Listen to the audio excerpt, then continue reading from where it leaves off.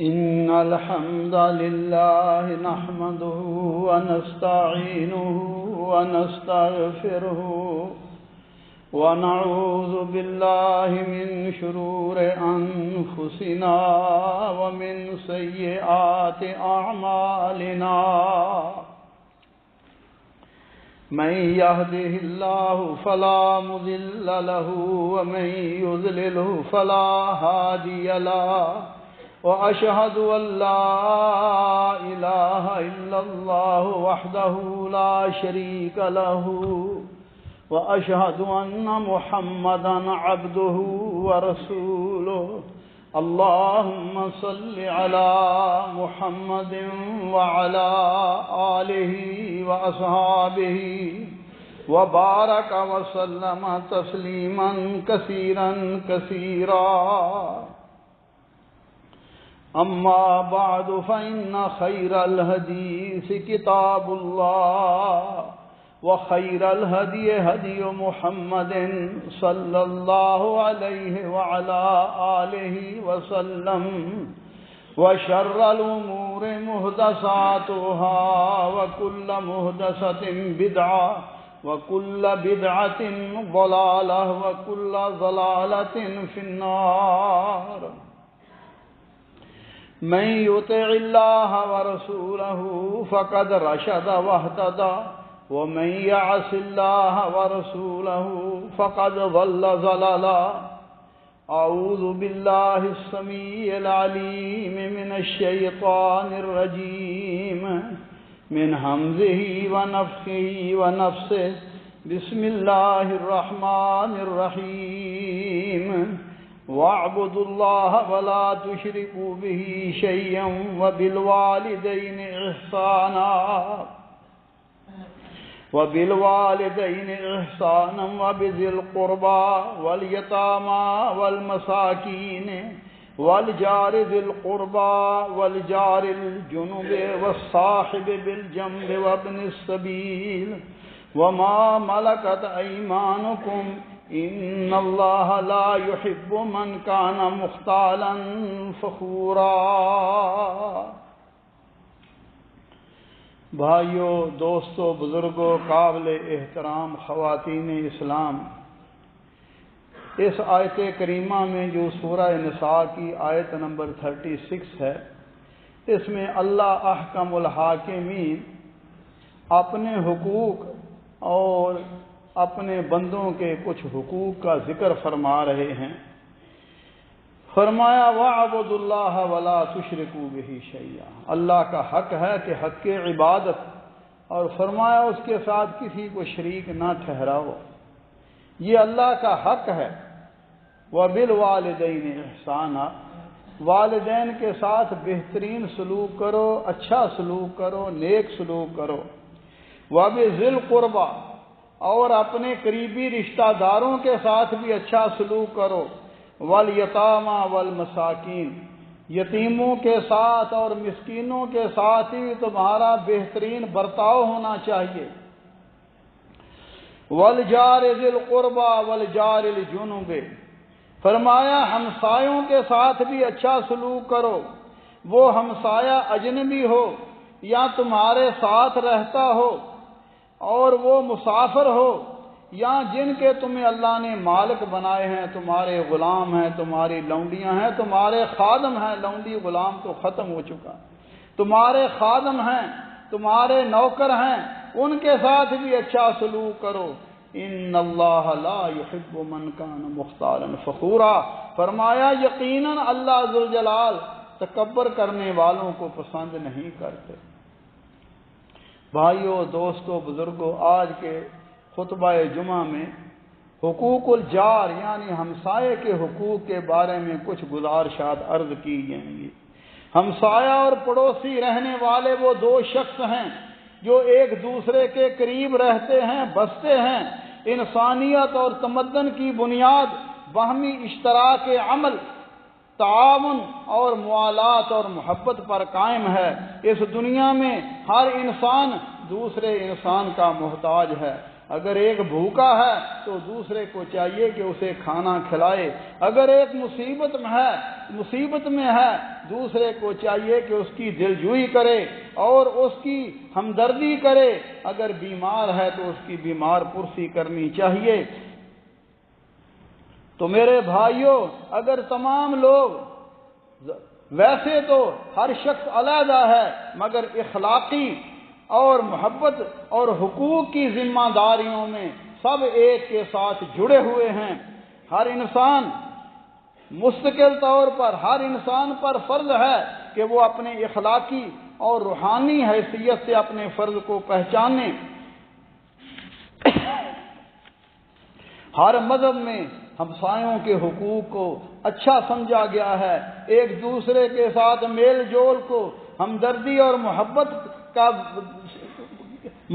کا حصول سمجھا جاتا ہے، کیوں کہ ہمسایہ ہی اپنے قریبی رشتہ داروں سے پہلے کسی کی مدد کو پہنچ سکتا ہے۔ اور عام طور پر ہمارے ہاں کہا جاتا ہے ہمسایہ ماں پہ جایا، یعنی ہمسائے کا وہی حق ہوتا ہے جس طرح انسان کے اپنے بھائیوں کا حق ہوتا ہے۔ اسلام نے اس کی رعایت کی۔ عربوں میں ہمسایوں کے بارے میں بہت اچھا سلوک ہوتا، اور عرب ایک ہمسائے کو اگر تکلیف پہنچتی تو فوراً اس کی ہمدردی کے لیے کھڑے ہو جاتے۔ رسول اللہ صلی اللہ علیہ وسلم نے بھی ان اقدار کو باقی رکھا مگر ان میں کچھ ترمیم کر دی۔ نبی صلی اللہ علیہ وسلم کے پاس ایک شخص آتا ہے، یا رسول اللہ میرا ہمسایہ مجھے تنگ کرتا ہے، ان لی جارن یؤذینی، میرا ہمسایہ مجھے تنگ کرتا ہے۔ آپ نے فرمایا گھر کا سامان باہر نکال دو۔ چنانچہ اس نے اپنے گھر کا سامان باہر گلی میں نکال دیا۔ لوگ آتے ہیں پوچھتے ہیں ما شأنک، بھائی گھر کا سامان کیوں باہر نکالا ہے؟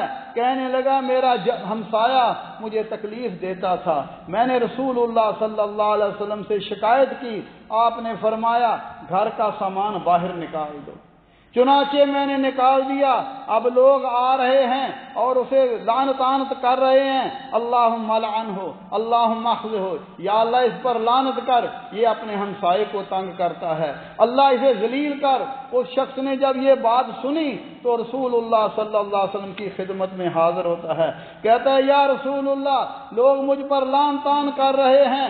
آپ نے فرمایا قد لعنک اللہ قبل الناس فقال انک لا اعوذ، کہنے آپ نے فرمایا اس سے لوگوں سے پہلے تو اللہ تم پر لعنت کر رہے ہیں کیونکہ تم اپنے ہمسائے کے ساتھ اچھا سلوک نہیں کرتا۔ وہ کہتا ہے میں اب آئندہ اس کے ساتھ اچھا سلوک کروں گا۔ آپ نے اسے فرمایا اپنا سامان اندر رکھ لو، اب تیری بات پوری ہو گئی ہے۔ تو میرے بھائیو دوستو، ہمسایوں کے حقوق شریعت نے مقرر کیے ہیں، اور ان حقوق کو ادا کرنا دین کا ایک حصہ اور مقام اخلاق اور کمال ایمان کی نشانی ہے۔ پڑوسیوں کے ساتھ اچھا سلوک کرنا، حسن سلوک کرنا، ان کی رعایت، خبر گیری، ہمدردی اور رہنمائی اور ان کی خیر خواہی، یہ سب چیزیں ایسی ہیں جس کا ہمیں اسلام نے حکم دیا ہے اور مکلف بنایا ہے۔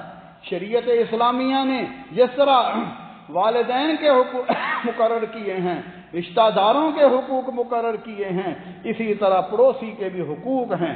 لہذا ہر شخص کو چاہیے کہ وہ اپنے پڑوسی کے حقوقوں کو پہچانے اور اسے ادا کرے تاکہ اپنے رب کا قرب حاصل کر سکے، رسول اللہ صلی اللہ علیہ وسلم کے ارشاد گرامی پر عمل کر کے دنیا میں بھی نیک نامی حاصل کرے اور اللہ ذوالجلال سے بھی اجر و ثواب حاصل کرے۔ رسول اللہ صلی اللہ علیہ وسلم نے فرمایا من کان یؤمن باللہ والیوم الآخر فلیحسن الی جارہ، فرمایا جو اللہ پر اور آخرت کے دن پر ایمان رکھتا ہے اسے چاہیے کہ وہ اپنے ہمسائے کے ساتھ اچھا سلوک کرے۔ اور ہمسائے کے ساتھ انسان کتنا بھی اچھا سلوک کرے اس کو زیادہ نہیں سمجھنا چاہیے، کیونکہ اس کے ساتھ حسن سلوک کے لیے اللہ ذوالجلال نے اور رسول اللہ صلی اللہ علیہ وسلم نے حکم دیا ہے۔ ہمسائے کو تکلیف دینا یہ حرام ہے، بے وفائی کی دلیل ہے اور بد اخلاقی کی نشانی ہے اور نقص ایمان کی نشانی ہے، کیونکہ پڑوسیوں کا حق کہ حق تلفی کرنا یہ شریف لوگوں کا اور مومنوں کا کام نہیں ہے، بلکہ رسول اللہ صلی اللہ علیہ وسلم کے فرامین کی مخالفت ہے۔ لہذا ہمیں چاہیے کہ اگر ہمسائے کی طرف سے کوئی تکلیف دہ چیز بھی ہو، انسان صبر و تحمل کرے، اچھے طریقے سے سمجھائے، لیکن اگر اس کے برخلاف کوئی شخص اپنے ہمسایوں کو تنگ کرتا ہے، ان کو تکلیف دیتا ہے، پڑوسی بھی اس سے ناراض رہتے ہیں، اس سے بغض اور کینہ رکھتے ہیں، اور لوگ بھی، عام لوگ بھی اس عمل کو برا سمجھتے ہیں۔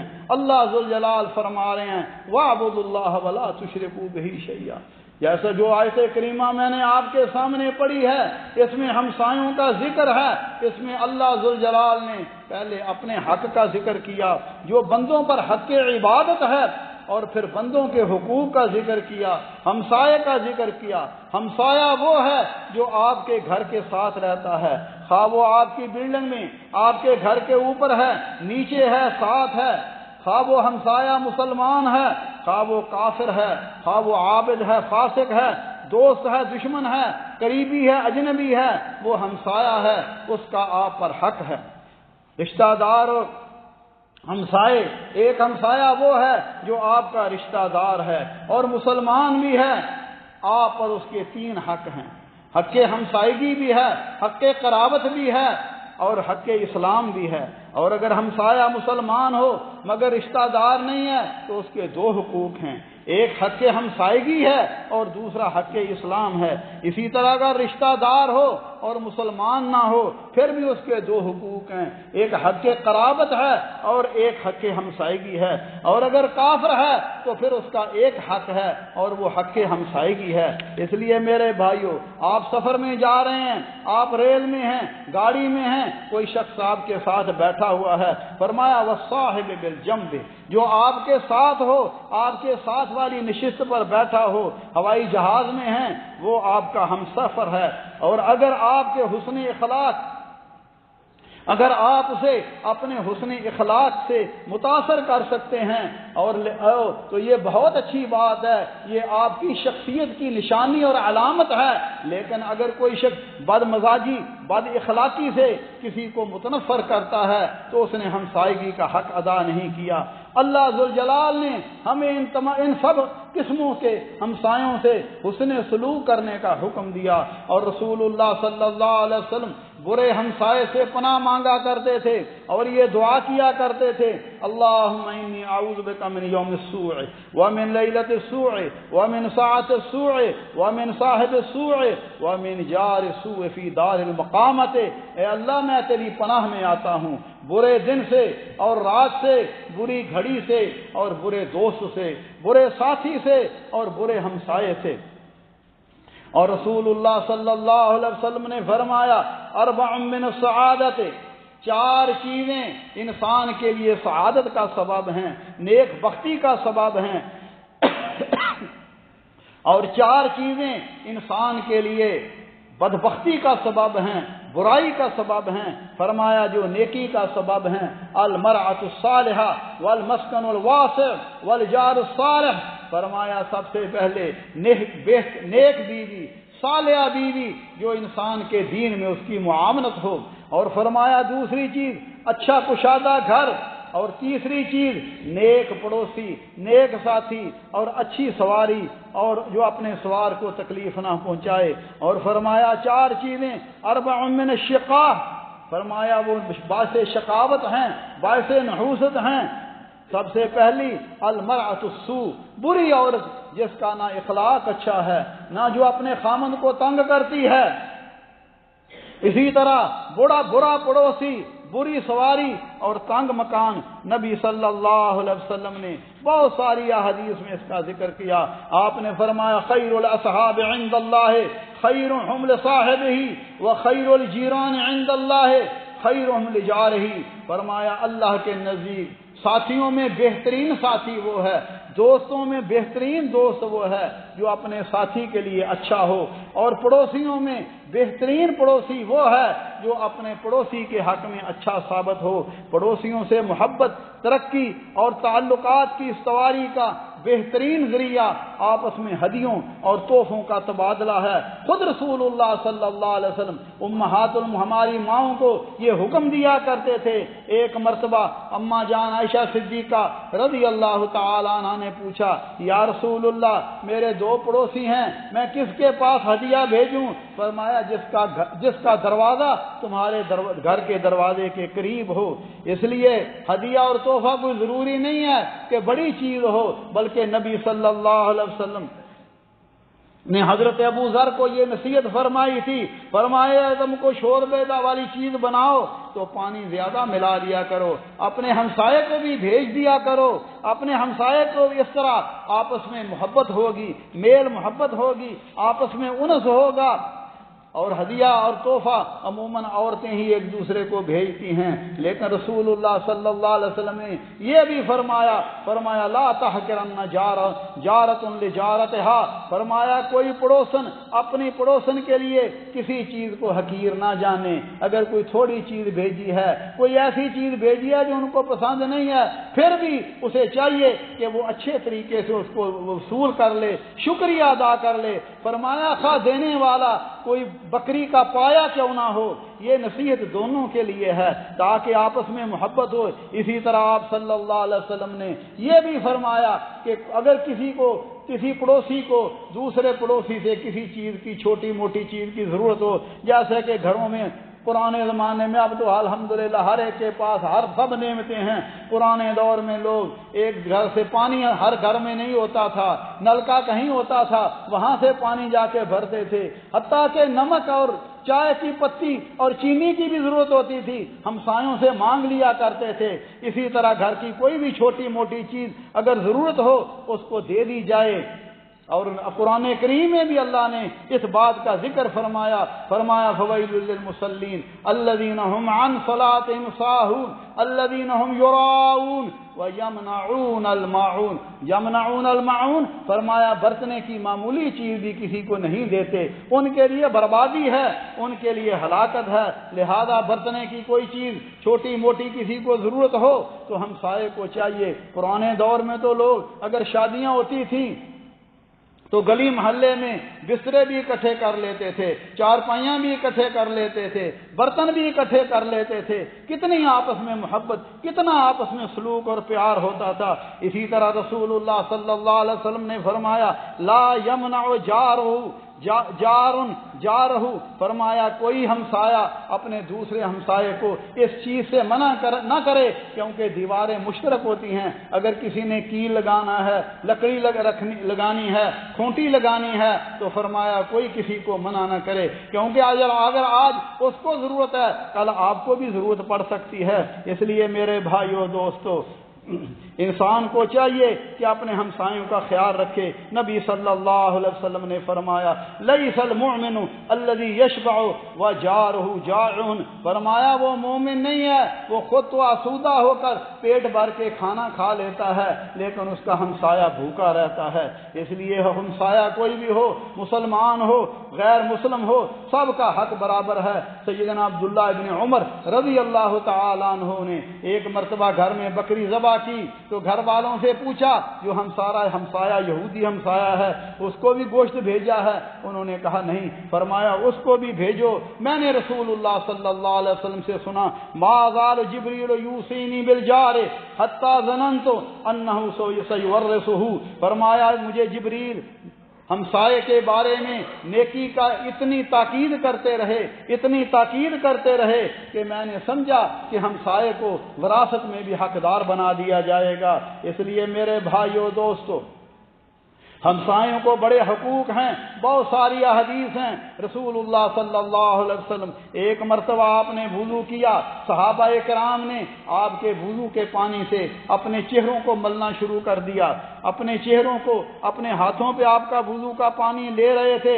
آپ نے فرمایا ما حملکم علی ھذا، یہ تم کیوں کر رہے ہو؟ کہنے لگے حب اللہ ورسولہ، اللہ اور اللہ کے رسول کی محبت کی وجہ سے۔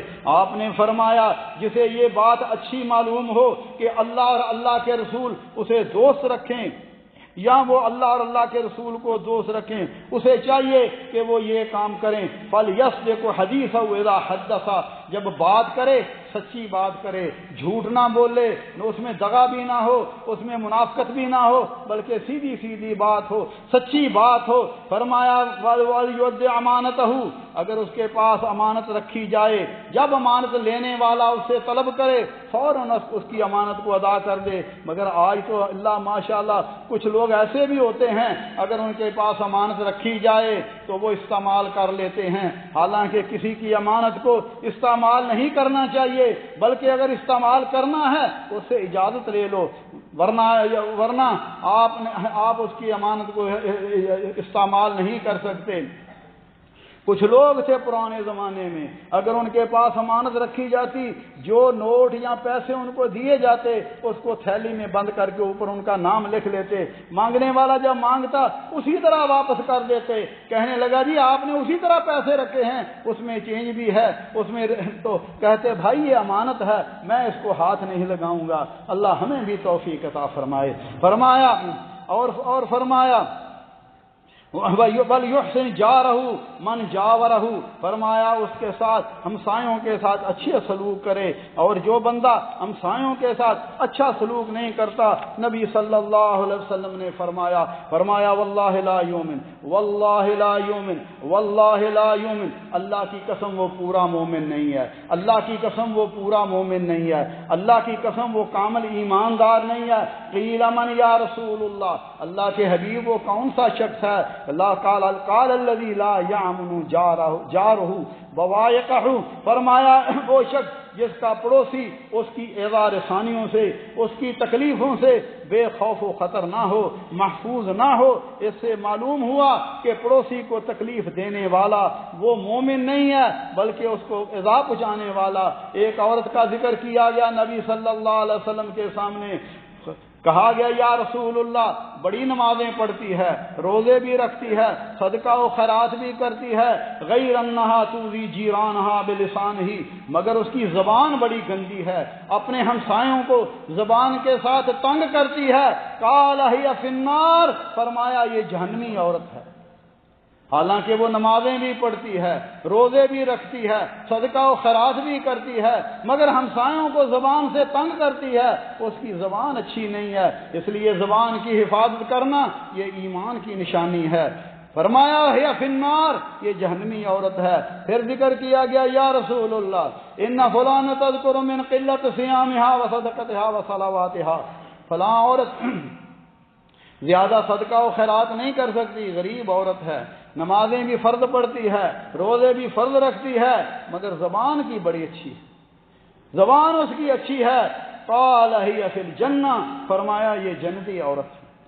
اس لیے میرے بھائیو دوستو، انسان کو اپنی زبان کے ساتھ، اپنے ہاتھ کے ساتھ، اپنے عمل کے ساتھ کسی دوسرے مسلمان کو اور ہمسایوں کو تکلیف نہیں دینی چاہیے۔ اور نبی صلی اللہ علیہ وسلم نے فرمایا قیامت کے دن سب سے پہلے دو پڑوسی اللہ کے حضور حاضر ہوں گے جنہوں نے ایک دوسرے کا حق ادا نہیں کیا، آپس میں لڑتے رہتے تھے۔ اور نبی صلی اللہ علیہ وسلم سے ایک شخص آتا ہے یا رسول اللہ کیف لی ان اعلم اذا احسنت، مجھے کیسے اپنے برے عمل کے بارے میں معلوم ہو کہ میں نے فلاں عمل جو ہے وہ برا ہے؟ فرمایا اگر تیرے ہمسائے کہیں کہ یہ عمل برا ہے تو وہ تیرا عمل برا ہے، اگر وہ کہیں کہ اچھا ہے تو تیرا اچھا ہے، تیرا عمل اچھا ہے۔ نبی صلی اللہ علیہ وسلم کے سامنے دو جنازے آئے، ایک جنازہ آیا، لوگوں نے اس کی بڑی تعریف کی، لوگوں نے اس کی بڑی تعریف کی، بڑا اچھا آدمی تھا، بہت نیک آدمی تھا، صالح آدمی تھا۔ آپ نے فرمایا یہ جنتی آدمی ہے۔ دوسرا جنازہ آیا، لوگوں نے کہا یہ بہت برا آدمی تھا، لوگوں کو بڑا تنگ کرتا تھا۔ آپ نے فرمایا یہ جہنمی آدمی ہے۔ صحابہ نے پوچھا، فرمایا تمہاری گواہ اللہ آسمانوں پر بھی لے لیتے ہیں، جو لوگوں کی گواہی ہے۔ اس لیے انسان کو چاہیے کہ وہ اپنے ہمسایوں کے ساتھ اچھا سلوک کرے۔ اللہ ذوالجلال مجھے اور آپ کو اس کی توفیق عطا فرمائیں، ہم اپنے رشتہ داروں کے حقوق کو بھی جانیں، قریبیوں کے حقوق کو بھی جانیں، مسکین اور فقراء اور بیواؤں کے حقوق کو بھی جانیں، ان کے حقوق کو ادا کریں۔ اسی طرح جب ہم سب حقوق ادا کریں گے معاشرے میں امن آ جائے گا، معاشرے میں سکون آ جائے گا، آپس میں محبت آ جائے گی، آپس میں الفت آ جائے گی۔ آج جو انارکی پھیلی ہوئی ہے، بھائی بھائی کا دشمن، رشتہ دار کا دشمن، اس کا اصل سبب یہ ہے کہ ہم اپنے رب سے دور ہو گئے، کتاب اللہ سے دور ہو گئے، سنت رسول اللہ سے دور ہو گئے، جس کی وجہ سے آپس میں یہ سارے اختلافات، یہ سارے شقاوتیں ہیں۔ اللہ ذوالجلال ہمیں کتاب اللہ اور سنت رسول اللہ پر چلنے اور ایک دوسرے کے حقوق ادا کرنے کی توفیق عطا فرمائے۔ اقول قولی ھذا واستغفر اللہ لی ولکم ولسائر المسلمین من کل ذنب فاستغفروہ انہ هو الغفور۔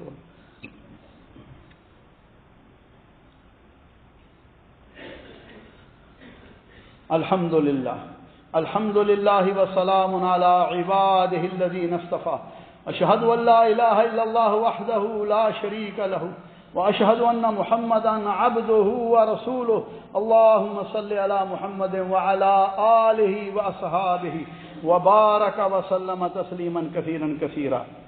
حضرت ابو ہریرہ رضی اللہ تعالیٰ عنہ فرماتے ہیں، ایک دن رسول اللہ صلی اللہ علیہ وسلم نے فرمایا، من یاخذ منی ہؤلاء الکلمات فیعمل بہن او یعلم من یعمل بہن، کون ہے جو مجھ سے یہ 5 باتیں لے لے، آپ بھی عمل کرے اور لوگوں کو بھی اس کی تعلیم دے۔ قلت انا، اللہ کے حبیب میں آپ سے یہ باتیں لے لوں۔ فاخذ بیدی، آپ نے میرا ہاتھ اپنے دستے مبارک میں پکڑا اور 5 چیزیں گنی۔ سب سے پہلے فرمایا، اتق المحارم، اتق المحارم تکن عابد الناس، جن چیزوں کو اللہ نے حرام قرار دیا ہے ان سے بچ جاؤ، تو سب سے بڑا عابد ہو جائے گا، سب سے بڑا عبادت گزار بن جائے گا۔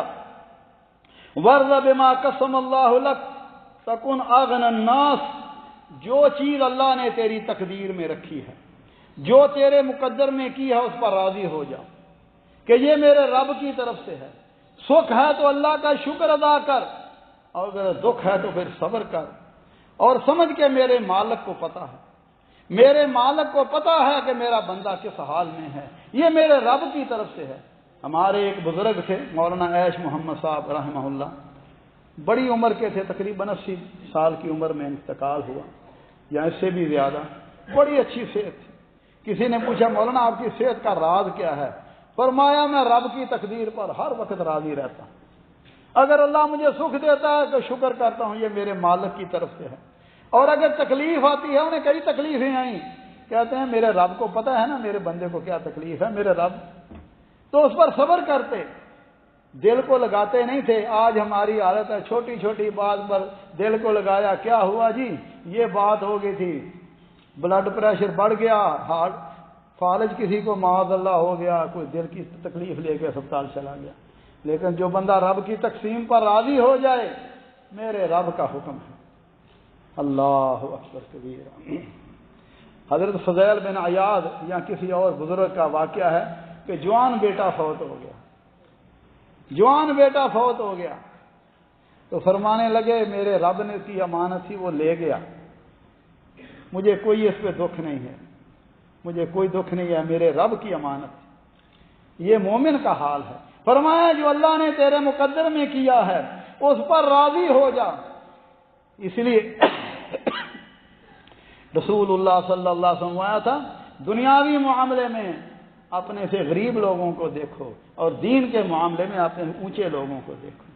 آج ہم دیکھتے ہیں وہ فلاں کے پاس اتنا مال ہے، میرے پاس کیوں نہیں، فلاں کے پاس اتنی جائیداد ہے، آپس میں حسد، آپس میں بغض، آپس میں کینہ بڑھ چکا ہے۔ حالانکہ مومن اگر کسی کے پاس نعمت دیکھتا ہے، اللہ کو اس کے لیے دعا کرتا ہے، یا اللہ اس کی نعمت کو باقی رکھ اور مجھے بھی عطا فرما۔ تو فرمایا وَأَحْسِنْ إِلَى جَارِكَ تَكُنْ مُؤْمِنًا، ہمسائے کے ساتھ اچھا سلوک کرو تو مومن بن جائے گا۔ وَأَحِبَّ لِلنَّاسِ مَا تُحِبُّ لِنَفْسِكَ تَكُنْ مُسْلِمًا، جو اپنے لیے پسند کرتا ہے لوگوں کے لیے بھی وہی پسند کر۔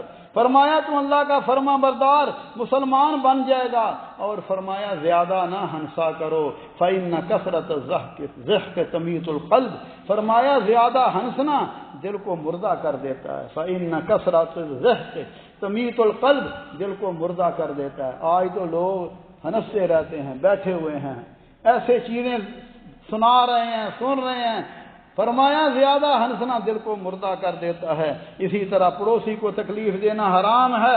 اور نبی صلی اللہ علیہ وسلم نے فرمایا الجار احق بشفعتہ، اگر تو نے اپنے مکان کے ساتھ اپنا مکان فروخت کرنا ہے پہلے ہمسائے سے پوچھو، اگر وہ خریدتا ہے تو ٹھیک ہے کیونکہ اس کا حق شفع کا زیادہ ہے، اگر وہ نہیں ہے اس کا انتظار کرو، پہلے اس کو پیش کرو، پھر اپنا مکان جو ہے یا اپنی جو جائیداد تقسیم بیچنی ہے اس کو بیچو۔